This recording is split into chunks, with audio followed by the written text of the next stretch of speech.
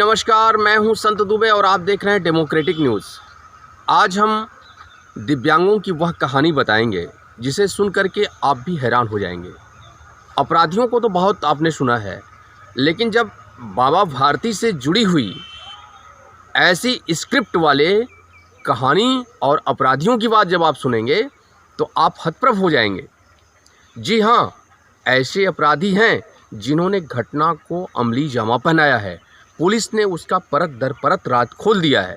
हम आपको यह बात सुनवाएंगे, लेकिन पहले आप यह जान लीजिए कि मामला मोहनिया थाने के चांदनी चौक से जुड़ा है, जहां एक बैंक है जिस बैंक में दिव्यांग बनकर घटना को अंजाम दिया गया है। और ऐसे लोग जिन्हें आप देखेंगे तो आपको भी ये विश्वास नहीं होगा कि क्या ऐसे लोग, ऐसी शख्सियत, ऐसे उम्र वाले लोग इस तरह के घिनौने कुकृत्य को करेंगे, ऐसी घटनाओं को अंजाम देंगे। लेकिन ये बिल्कुल सत्य बात है, घटनाओं को लोगों ने अंजाम दिया है। जब पुलिस ने इस मामले का परत दर परत राज खोला तो जो तथ्य निकल के सामने आए वह हैरान कर देने वाली है।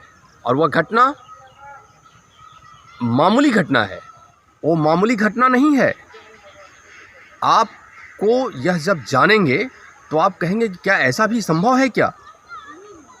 अपराधी इतने शातिर हैं कि वह दिव्यांग बनकर हर किसी को निशाना बनाते हैं, और ख़ास करके उनके निशाने पर वैसे लोग होते हैं जो उम्र से ज़ईफ़ होते हैं।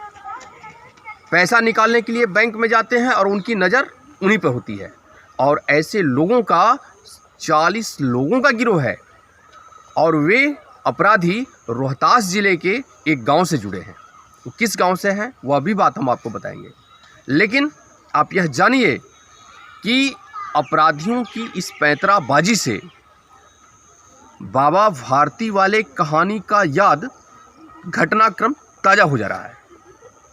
यह घटना, जब इस मामले का उद्भेदन हुआ तो कैमूर पुलिस कप्तान दिलनवाज अहमद ने इस घटना का पूरा परत दर परत राज खोल दिया। जब राज खुला तो ये पता चला कि ये जो शातिर अपराधी हैं, इनकी संख्या महज 4 नहीं है, इनकी संख्या 40 है।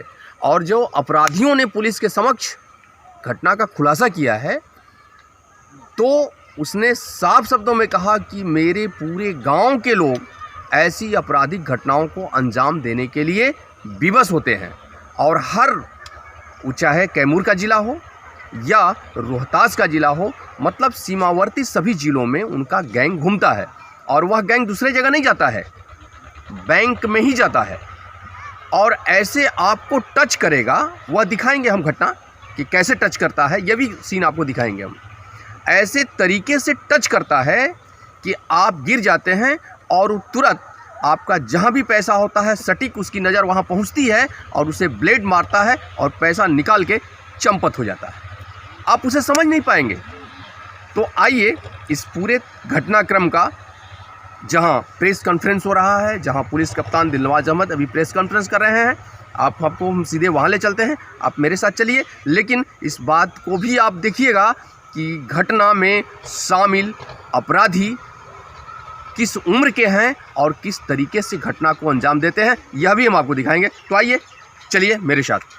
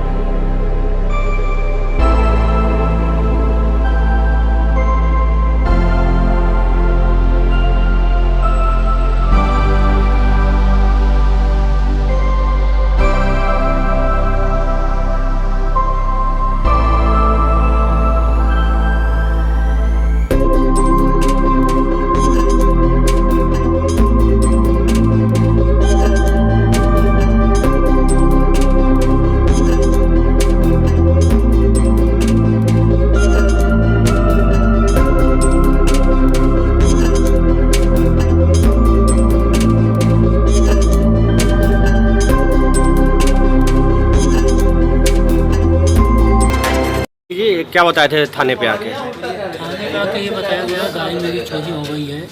फला होटल से खाना खाने के लिए रुके थे, वहाँ से गाड़ी चोरी हो गई है। फिर क्या थाने बताया? फिर उसके बाद कैसे पकड़े गए? तुम कैसे पकड़े गए? मेरे को उसी टाइम पे हाँ गाड़ी ढूंढा गया, साथ में लेकर गाड़ी नहीं मिली। हाँ मेरे को यही रखे हैं। तो तुम कैसे गायब करने का प्लान बनाया था? कैसे गायब हुई गाड़ी? ये बनारस से ही प्लान बनाया जा। कितने लोगों के साथ मिलके? मेरे को एक ही आदमी का फ़ोन आता था, उन्हीं जरिए हुआ है। कितना तुमको मिलने वाला था? कितना पैसा का बात हुआ था? जितने का माल बिकेगा उतना, हाँ उस हिसाब से होगा। मतलब कितना, जितने माल बिकता उसके हिसाब से कितना मिलता तुम लोग को? जितने माल बिकते, जितने आदमी रहते उस हिसाब से मिलता। एक आदमी को कितना % मिलता? क्या बताया गया था? अब ये सब कुछ नहीं बताया गया था। तो इसलिए तुमने गायब करने का प्लान किया? क्यों ये सब काम करने लगे? कितने दिनों से इस धंधे में शामिल हो?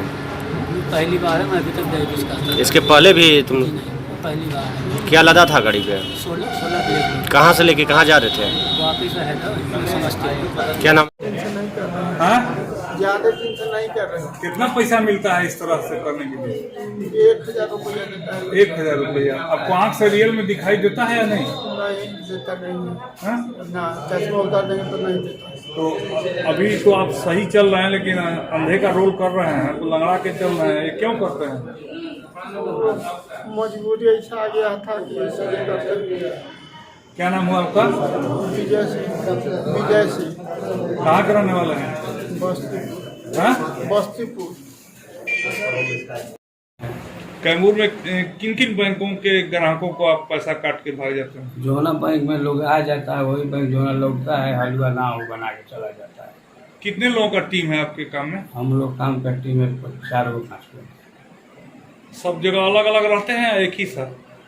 हम लोग तो अलग अलग रहते हैं। क्या नाम हुआ आपका? सिकंदर शर्मा। कितना दिन से धंधा कर रहा है? हम सब पहले कर रहे थे, अब बंद कर दिए तो फिर बीच में क्या हुआ? बीच में लॉकडाउन के चलते सर हम लोग बैठ गए 6 महीना, बड़ी पड़ती है दुकान पे नहीं लॉक वाले काम वायरिंग का। तो अब क्यों नहीं वायरिंग करते हैं कि चोरी बंद करते था हैं? दुकान, सब बंद हो गया है। 1/11 को थाने को सूचना मिली थी। एक ड्राइवर आके बताया कि हम शीतल होटल है यहाँ पे, वहाँ पे खाना खा रहे थे रात में 11 बजे, और जब लौट के गए तो मेरी गाड़ी गायब है। वो गुजरात से आ रहे थे, उस पर सोलर प्लेट लोड था। तत्काल इस FIR दर्ज किया गया क्योंकि मामला महत्वपूर्ण था और काफ़ी लगभग ट्रक समेत लगभग 50 लाख की संपत्ति की चोरी हुई थी। तो इसके उद्भेदन के लिए एक टीम बनाया गया और वैज्ञानिक अनुसंधान भी आरंभ किया गया। उस ट्रक का GPS का लोकेशन मोहनिया तक आ रहा था, जबकि गाड़ी गुदरा में चोरी दिखाई जा रही थी। अगर चोरी करने से पहले GPS चोर कैसे खोला है, इसमें जब ड्राइवर की भूमिका संदिग्ध पाई गई।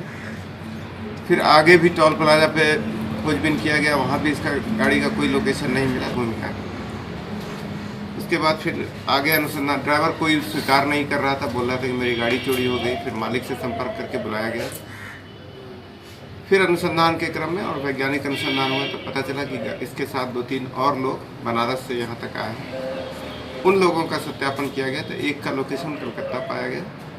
तब शक हुआ कि ये गाड़ी कलकत्ता की तरफ गई है और तत्काल कलकत्ते पुलिस से जो सेंट्रल DCP हैं उनसे संपर्क किया गया और लोकेशन के आधार पर इस गाड़ी को फिर कलकत्ता रूरल DCP के सहयोग से और ट्रैफिक पुलिस के सहयोग से चांडी थाना अंतर्गत गिरफ्तार किया गया। चंडमुली थाना अंतर्गत बरामद किया गया और एक व्यक्ति को गिरफ्तार भी किया गया, जिसमें मुख्य सूत्रधार जो चालक है वो ट्रक ऑनर का अपना रिलेशन का भांजा है। बाकी 3 की गिरफ्तारी हुई है और 2 व्यक्ति फरार हैं, जिसमें एक भभुआ जिले का मतलब जो बक्सर का रहने वाला और GT रोड पर एंट्री माफिया काम करता है, उसकी भी भूमिका इसमें संलिप्तता पाई जा रही है। तो 2 व्यक्ति की गिरफ्तारी के लिए हम लोग अभी छापेमारी कर रहे हैं। उन लोगों का कोई आपराधिक इतिहास? अभी उसका सत्यापन किया जाएगा। कहाँ के रहने वाले हैं तीनों? ये तीनों UP के रहने वाले हैं।